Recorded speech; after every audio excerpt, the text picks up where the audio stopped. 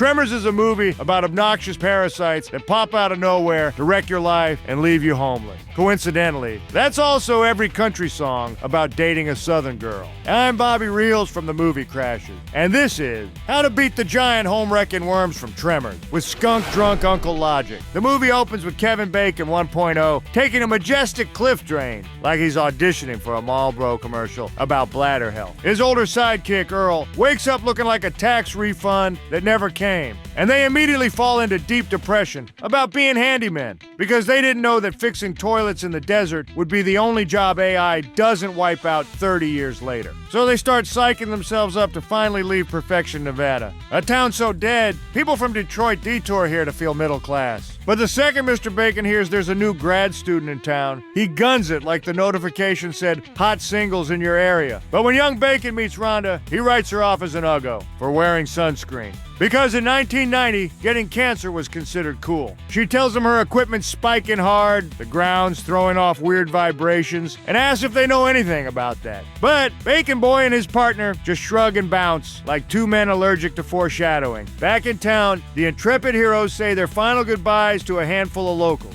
A survivalist couple, armed like it's 2025, a shopkeeper who'd sell you a banana bubblegum syringe if you promised it was for your dad, and Melvin, a brat so punchable he makes Martin Shkreli look adoptable. But just as Bacon and company finally pack their truck to skip town, they find the local drunk dead on a power tower. With no signs of struggle, like he was friends with Sam Altman, so they feel obligated to drag the body to the doctor, who reveals the guy most likely sat up there for 3 days at least and died of thirst. But this whole hassle could have been easily avoided if only Bacon Boy had made the same survival move every driver knows damn well. If you spot something weird on the road, you didn't see a thing. Like when you see a busted Crown Vic and a guy in a tank top drinking warm Sprite from a cut-up bottle. Do you stop? No, you rubberneck, whisper Godspeed, stranger, and keep rolling. Or when there's a mattress in the middle lane. Do you pull over and drag it off? No. You swerve, pray for your suspension, and let the next guy figure out how much Geico really saves you. Same thing when you see an old woman crying by the guardrail in the middle of the freaking day, trying to pick up a wheelchair.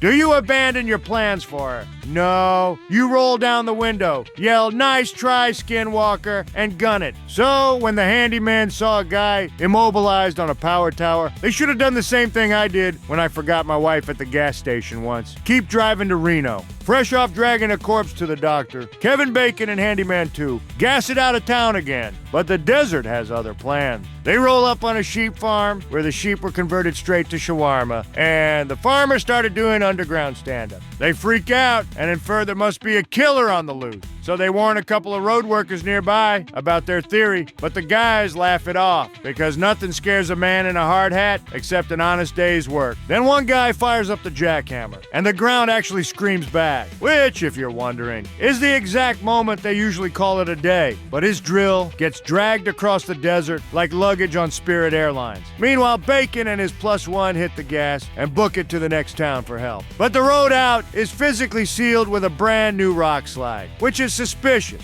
because usually Nevada only makes your soul fall apart. They spin the truck around and suddenly the axle locks up. Something clings to the truck like my first marriage kid to my arm before I left. When they pull up to the general store, everyone crowds around their beat-up truck and notices the thing that was causing the holdup. A giant dead tentacle that looks like a tapeworm that's been bulking at Planet Fitness. And without much discussion, the townsfolk all come to the same conclusion. This is the creature that killed the drunk, the farmer, and the sheep. And it's probably a snake, so no need to freak out too much. While the real solution here should have been to politicize the murders. Frame it as a culture war. What did the drunk do to attract a snakeworm's attention? What was he doing at the power tower? Now everyone's got a sign on their lawn and a fight in the diner. Spin it as a land rights debate. Who was here first, the sheep or the snakeworm? Maybe the attack was justified because the farmer was occupying their natural habitat. Suddenly, half the town's forming a worm protection committee, and the other half is selling Eat More Sheep bumper stickers. Or go full conspiracy. Did the worms even exist before the government started funding seismology students with sunscreen? Congratulations, you got town-wide hysteria. And that's the point. Politicize the murders.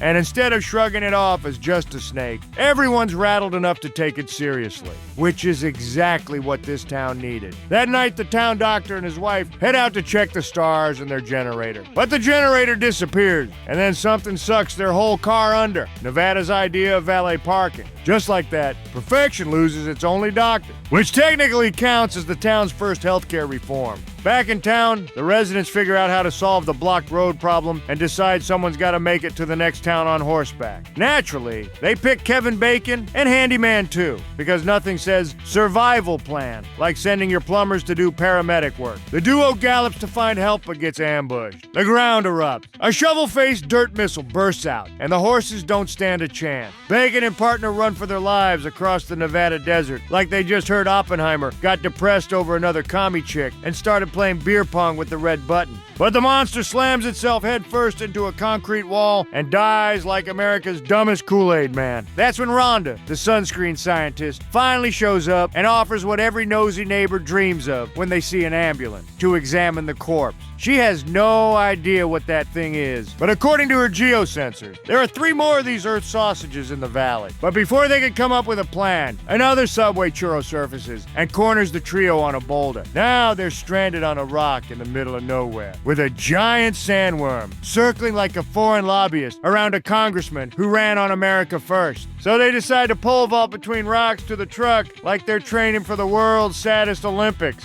While the real solution to being stranded in a territory where your life is in grave danger is to sit still until someone important brokers a peace deal. Sure, you're boxed in without food or water, but don't start getting ideas about illegally leaving your designated spot, bro. Just wait it out. Couple more years, what's the problem? Meanwhile, let's conscript all the men on that rock to fight the giant earthworm. Obviously, they'll die, but they'll die for freedom, like heroes. Isn't that the dream? And if the last girl finally tries to flee, we catch her like a criminal and ship her off to an even smaller rock in a country she's never seen in her life. So yeah, the best move in this situation is to stay put, suffer loud enough, and hope the outside world eventually puts you on the agenda. At least that's usually how it works. I don't know. The trio makes it back to town, only to realize the worms are now headed straight for perfection. The scientist girl suggests climbing the mountains, since worms can't burrow through rock, because even murder worms respect geology more than Nevada zoning laws. Before they can mobilize, some lady goes looking for her daughter, who's bouncing on a pogo stick with headphones in, probably listening to 6 hours of brown noise. And that's when the worms attack for real. The townsfolk run around in a panic before realizing the worms hunt by vibration. So they all freeze like spring break kids when the TSA dog sits down. Except the jumping girl didn't get the memo, and Kevin Bacon has to sprint in to save her. The smart girl runs into the open field for no reason and gets cornered by what I imagine to be the president of Australia. She ends up tangled in barbed wire, and Kevin Bacon rescues her too by telling her the same thing the IRS tells me every time I almost reach middle class: take off your pants. Back in the store, Bacon patches her up, and some random extra with 0 lines hands her new pant. But before the moment can turn into Sears catalog softcore, the vending machine starts rattling, and a worm bursts in to eat the shopkeeper. So the townsfolk do the only logical thing: leave the worms inside and move their whole lives onto the rooftop.